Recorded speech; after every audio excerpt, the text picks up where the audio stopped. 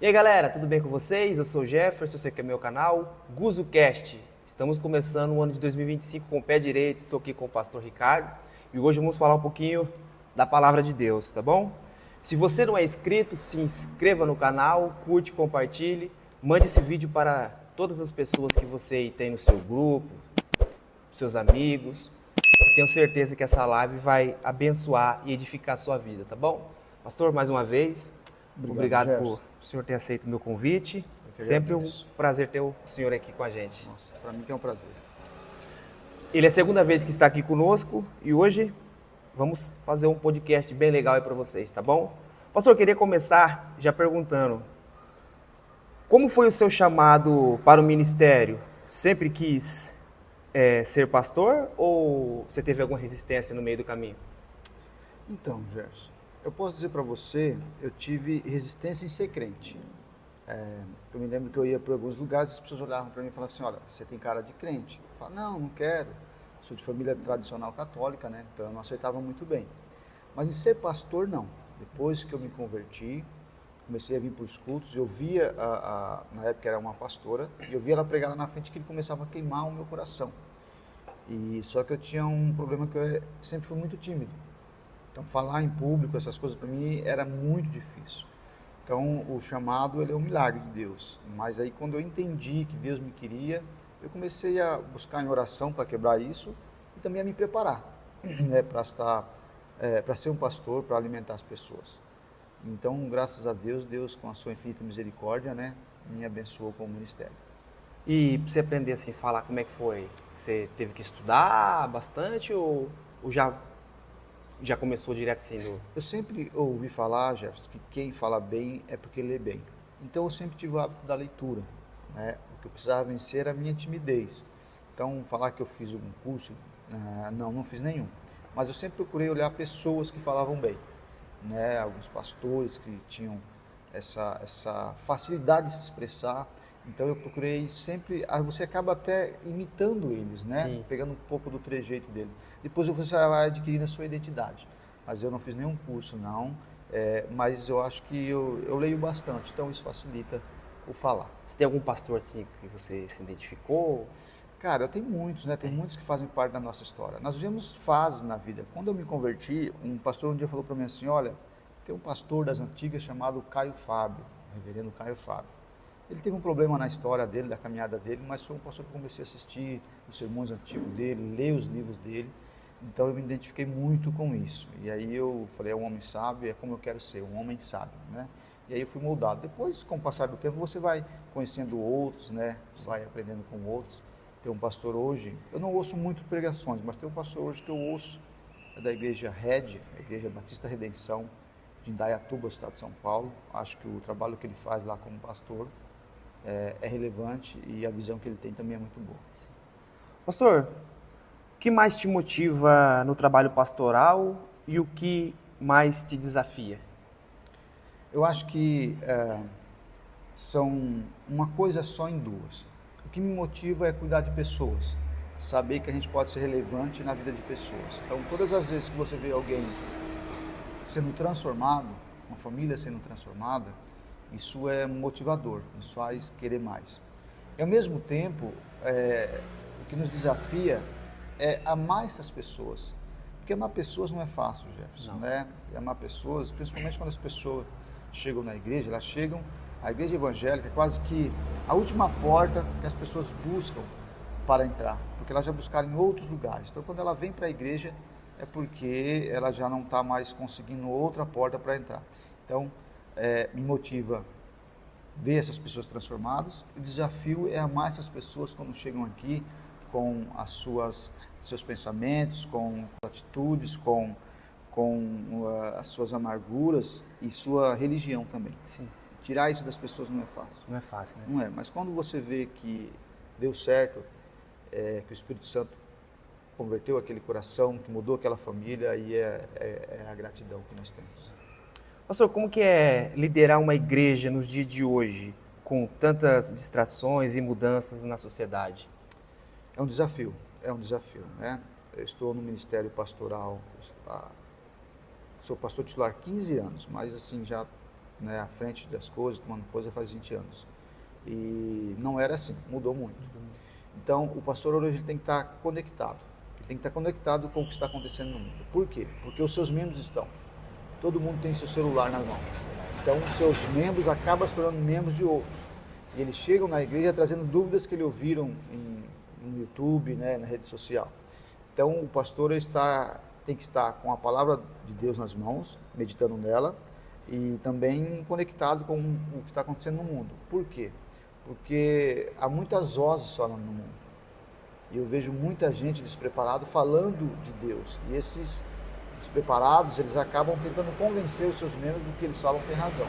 Então o pastor tem que estar convicto da palavra, do conhecimento, e buscar muito conhecimento e conectado com aquilo que está acontecendo, não tem outra forma. É muito difícil, assim, pastor, quando uma pessoa ensina errado, para você ensinar a coisa certa, assim, dá muito trabalho? Muito trabalho. Jefferson, eu sempre ouvia falar, se você for assumir uma igreja, é melhor que você comece uma do zero, do que você pegar uma igreja já.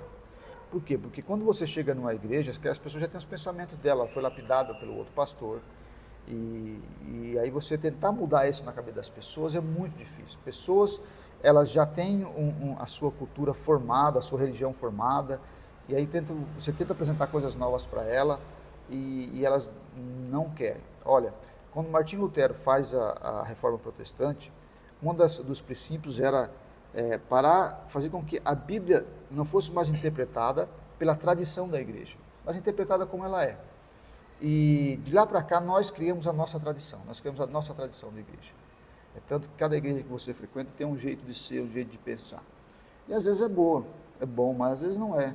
Às vezes está aprisionando a mente das pessoas, está machucando elas, e mesmo que você apresente algo novo para ela às vezes não aceita. Sim, verdade. Falar aqui de jovens, pastor. Você acredita que os jovens estão mais distantes da fé ou apenas se expressam de maneira assim diferente? Sabe o que eu penso, Jefferson? Nós estamos vivendo hoje na igreja o que é a realidade das casas, das famílias. Eu tenho 3 filhas, né? Eu tenho uma com 18 anos, eu tenho uma com 12 anos e tenho uma com 1 ano. Então, são gerações diferentes.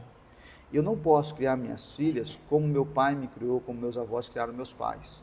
Porque, como é que eu posso colocar?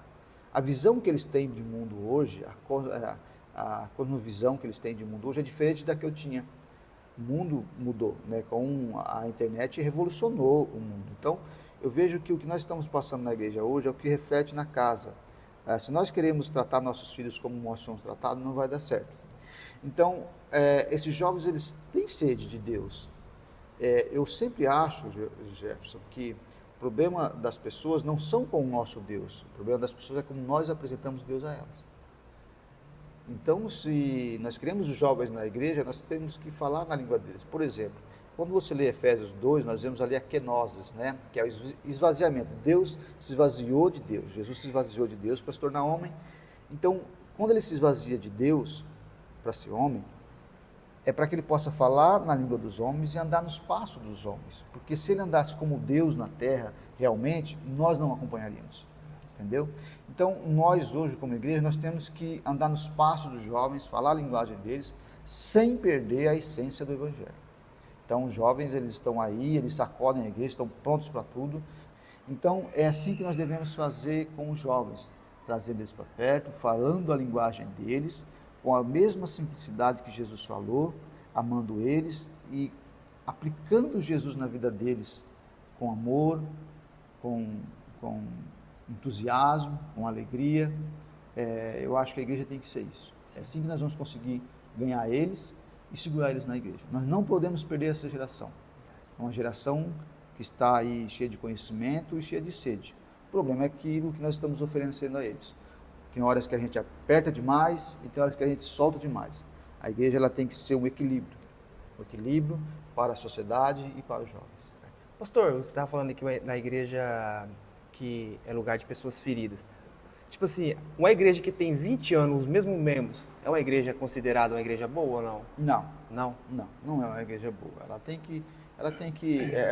Nós dizemos sempre assim, uma criança, Jefferson, que não cresce, ela está doente, né? Ela tem algum problema de saúde que não está permitindo ela crescer. A igreja é a mesma coisa. Uma igreja que não cresce, ela está com algum problema. Eu digo sempre, esses dias eu conversando com um pastor amigo meu, eu disse, olha, tem horas que parece que o pastor precisa de outra igreja e a própria igreja precisa de outro pastor. Tem horas que tem que acontecer isso, né? Infelizmente, tem que haver essa troca para o bem pastoral, para o bem do pastor, para o bem da igreja. Então, uma igreja que permanece ali com aqueles membros daquela forma lá, ela está com algum problema. Por quê? Porque o evangelho ela é como o grão de mostarda, o menor grão, né? Mas depois cresce e se torna uma árvore estrondosa. Quando você vê Jesus falar sobre isso, eu acho que o reino de Deus é isso. O reino de Deus é essa árvore que Deus planta e depois cresce tanto que as árvores estrangeiras passam e vêm se aninhar naquela árvore. Eu acho que a semente do evangelho é isso. Ela tem que crescer, ela tem que florescer. Eu digo sempre para as pessoas aqui, eu sempre disse para o povo aqui de Angra, eu falei, olha, eu quero construir uma igreja aqui, mas a primeira igreja que se constrói é no coração das pessoas. Não é uma igreja apenas material e física, é no coração das pessoas. Então você tem que construir uma igreja no coração das pessoas. Quando as pessoas amarem a igreja, aí todas as coisas começam a acontecer. Verdade. Né? Pastor, qual o maior erro que um cristão pode cometer na caminhada com Deus? Poxa, Jefferson, eu acho que algumas coisas, por exemplo, eu acho que quando você liga no automático as coisas, quando você acha que já está na igreja, já está salvo, você já é um cristão exemplar, isso é perigoso. Quem está de pé, cuide para que não caia, né? Então, nós temos que tomar cuidado todos os dias. Nós somos chamados a renovar a nossa mente, o nosso coração ao cristianismo todos os dias. Porque o cristianismo, Jefferson, ele não é vivido na igreja, ele é vivido lá fora. Então, você tem que refletir aquilo que você aprende aqui dentro, lá fora. Então, o perigo do cristão é se acomodar, não querer mais fazer nada, não se envolver mais com Deus.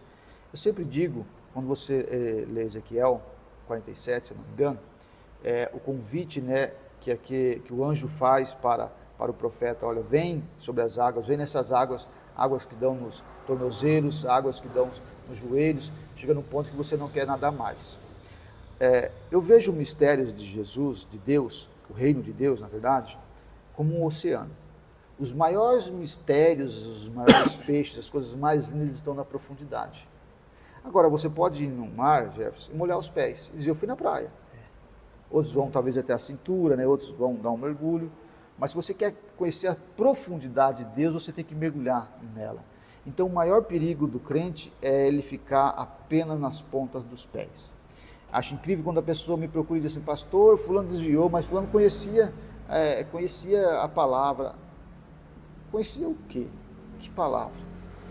Né? Tem que ter raízes profundas, Jefferson. Nós temos que ter raízes profundas para ficarmos de pé. Temos que ter raízes. Coloque raízes na igreja, coloque raízes no Evangelho, coloque raízes em Cristo, para que você possa crescer, florescer e dar fruto. Crente tem que dar fruto. Crente que não dá fruto, a Bíblia diz que Deus está pronto para podar ele. Tem que dar fruto. Tem que dar fruto, Jefferson. Né? Como a igreja deve lidar com temas delicados como política e comportamento social? Pois é, Jefferson. De um tempo para cá, eu tenho mudado muito o meu pensamento. Por quê?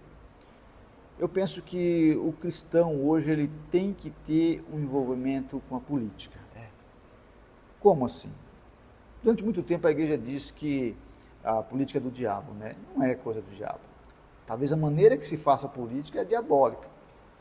Mas eu acho que, pegando a palavra de Martin Luther King, ele diz assim, olha, o que me preocupa não é o grito, o barulho dos políticos, dos loucos, mas o silêncio dos bons.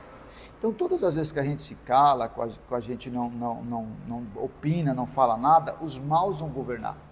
Então, eu acho que está na hora, sim, da igreja levantar um cristão político, não um político cristão, mas um cristão político, para ser voz de Deus, da igreja lá dentro. Por quê? Se você olhar para a cidade, você vê que às vezes o prefeito, o governador, eles visitam as outras igrejas e tal, mas o evangélico é esquecido. Não dá atenção para o evangelho. Mas se a igreja tiver consciência do poder que ela tem nas mãos, da autoridade que Deus deu a ela, eles mudam essa história. Mas precisa que alguém encabece eles, que dê coragem, encorajem eles, que abra o jogo sobre o que é política, a política é verdadeira. Então eu acho que o envolvimento com a política, quando ela é verdadeira, não corrupta, ela se torna boa, ela se torna bom, entendeu? Agora, quando o coração do homem é tomado pelo desejo de poder, de dinheiro, aí é complicado. Mas a igreja tem que se posicionar. Mas continuando nesse mesmo assunto, pastor, eu já vi muitos pastores também, tipo, vamos supor que aqui tem um candidato a prefeito, alguma coisa. Você daria a oportunidade dele falar no púlpito ou não tem nada a ver uma coisa com a outra? Não, aí depende muito do candidato. Né? A Bíblia diz que você tem que honrar, né, as autoridades. Então, assim, eu não acho que deixar ele falar de política no púlpito, eu acho que não seria bom. Mas fazer uma oração por ele, apresentá-lo, né, para a igreja. Eu acho que nós, por mais que sejamos cristãos, nós não estamos fora da sociedade, nós estamos na sociedade. Então, nós fazemos parte dessa sociedade política ou não, nós fazemos parte dela. Nós estamos ali. Uma coisa que eu aprendi é o seguinte, Gerson, se você não tiver um objetivo na vida, você vai trabalhar por quem tem. Então você tem que ter um objetivo na vida, senão você vai ser sempre mandado. Alguém vai mandar em você, vai falar para você, vai ditar voz por você. Então você tem que ter um posicionamento com sabedoria, tem que ter um posicionamento conhecendo o que você está colocando em pauta, para que você possa, de alguma forma, ajudar a moldar essa sociedade. Entendeu? Então eu penso que sim, a política não é do diabo e que a igreja ela tem que se posicionar. Porque, de uma forma ou de outra, Jefferson, nós votamos. Sim. Quando nós anulamos nosso voto, nós estamos dando voz para outro. É verdade. Não é? Então, todo mundo vota, de uma forma ou de outra. Então, quando nós nos posicionamos, quando a igreja escolhe, vamos nos unir e votar em fulano, vamos eleger fulano, porque esse fulano é uma voz. Ele é uma voz. Ele não é apenas mais um, mas ele é uma voz que vai refletir o que a igreja pensa, o que o cristão pensa. Eu acho que esse é o ponto. Isso sim é válido. Pastor, tem uma polêmica aqui pro pastor, de política também. Não tá aqui com a gente, mas a pessoa que vota, tipo, na esquerda, que é crente, ela é crente mesmo, assim? Então, é complicado, sabe por quê, Jefferson? O que a esquerda defende? Nós temos que pensar assim, o que a esquerda defende? A esquerda defende aborto? Sim. O crente, o evangelho, a palavra defende? Não. Então, é um ponto. Segundo ponto, a esquerda defende homossexualismo, defende questões religiosas que não estão biblicamente, eles defendem, nós defendemos, não. Então, eu acho que não convém votar na esquerda. Entendi. Eu acho que se você medir os parâmetros, né, você vai ver que o que você pensa, o que a Bíblia defende, que o cristão tem que defender, eu acho que não deve defender, não deve ser votado também. Entendi. Entendeu? Boa resposta. Existe muita hipocrisia dentro da igreja? Como lidar com isso, pastor? Existe, Jeff, demais. Existe demais, infelizmente. Sabe por quê? Porque uma das piores coisas que eu estou vendo no meio evangélico, Jefferson, quando a pessoa chega na igreja, a igreja quer que ele fale em línguas, sabe? Quer que ele busque esses dons. Mas a igreja é para mudar caráter. Caráter, Jefferson. O ser humano tem que ter caráter. E o evangelho molda o nosso caráter. Jesus, com os seus ensinamentos, ele molda o nosso caráter, de pensar como ele pensa, de agir como ele age. Então eu acho que nós temos que ter caráter cristão. Eu acredito numa teologia boa que muda caráter, que transforma vidas. Quando o homem que batia na mulher para de bater na mulher, mudou o caráter dele. Aquela família foi restaurada. Ou tanto o que rouba para de roubar, é o que aconteceu no caso de Zaqueu, né, Lucas 19, ele parou, ele falou, não, peraí, eu tenho consciência do que eu fiz e eu vou devolver 4 vezes mais. Verdade. Então eu penso que a hipocrisia existe demais, não deveria existir, e infelizmente malandro não vem escrito na testa. É com o passar do tempo que você vai descobrindo quem é a pessoa. Agora, tem pessoas que querem mudança. Sim. Nós temos que estar abertos para ajudar essa pessoa a mudar, e tem outros que não. Aí vale de qualquer um, né? Verdade mesmo. O que você acha sobre pastores que enriquecem por meio da fé? É um erro ou depende da situação? Então, Jefferson, Eu penso que depende muito da situação. Eu penso que se você tem uma empresa e ela é pequena, você vai ganhar pouco. Se a empresa cresce, você vai ganhar bem. Às vezes acontece com o pastor também. Ele começa uma obra pequena, a igreja cresce, ele pode viver com mais dignidade. O grande problema é o pastor achar que o Deus é o dinheiro dele, que ele vai fazer tudo atrair as pessoas porque ele tem dinheiro. Eu acho que aí entra o grande pecado, o grande erro. Viver em função disso, a igreja vai crescer porque eu vou ganhar mais. Vou fazer a igreja crescer de alguns métodos que tira o dinheiro das pessoas, algumas campanhas. Eu acho que isso é um equívoco, é um erro e é um pecado também. Então não é bom. Vai pagar as contas no Vai final. pagar as contas depois. Uma hora a conta chega. Uma hora a conta chega, né, pastor? É verdade. Sim. E tem muitos pastores, né, que falam que feijão ungido, não sei o que ungido. Isso não existe base bíblica, né? Eu ainda acredito que o poder de Deus é através do Espírito Santo. Qual que seria o correto, assim? Tem alguma coisa que seja correto? O correto é você fazer o que a Bíblia manda. A Bíblia fala de dízimo e oferta, né? E ela fala o dízimo é o 10% e a oferta é o que você é tocado no coração. E entra a lei da semeadura. Então, semeie na igreja. A igreja precisa, quando a igreja é clara, quando a igreja é transparente, quando o pastor é transparente com aquilo, a parte financeira dela, eu creio que a obra de Deus é bem feita. Quando a igreja não tem transparência naquilo que faz, Jefferson, é perigoso. O pastor tem que ter desconfiança disso. Então, tem que saber onde você está colocando seu dinheiro. Fora de dízimo e oferta, então, o que faz é coisa do... É coisa do inimigo. Coisa do inimigo. É coisa do coração maligno do homem. É um É. interesse no dinheiro das pessoas, não na vida das pessoas. Verdade.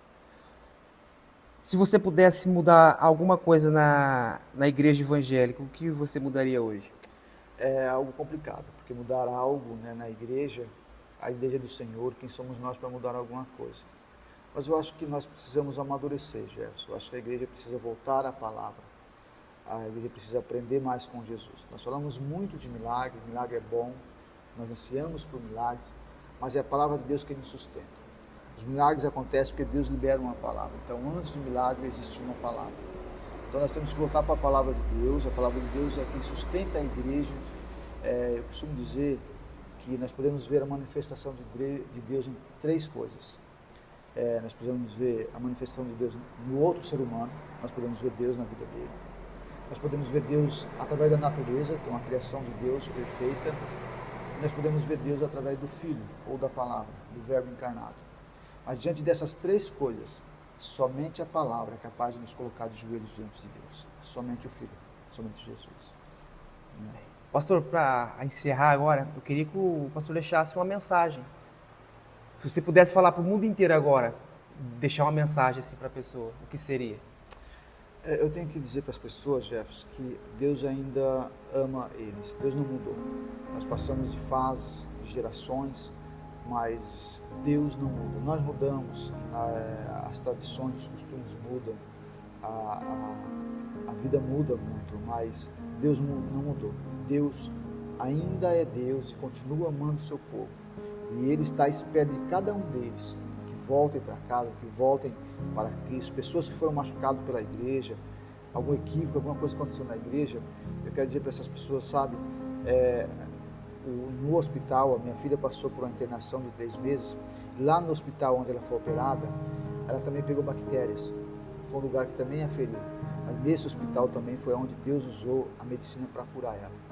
Então, o mesmo lugar às vezes que te fere, também é o mesmo lugar que vai te curar. Volte para Cristo, volte para a igreja, coloque teu coração em Deus, e eu acho que é o único lugar mais seguro na face da terra, ainda é na presença de Deus, ainda é na igreja.